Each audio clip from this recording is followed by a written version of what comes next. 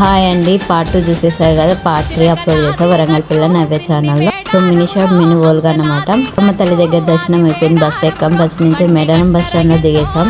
అక్కడి నుంచి జంపన్న వాగు దగ్గర 4 కిలోమీటర్స్ ఉన్నాయంటే ఆడ నుంచి నడుచుకుంటూ వచ్చామన్నమాట. జంపన్న వాగ్కి దగ్గర ప్లేసెస్ ఉన్నాయంటే పోయి చూసుకున్నాం.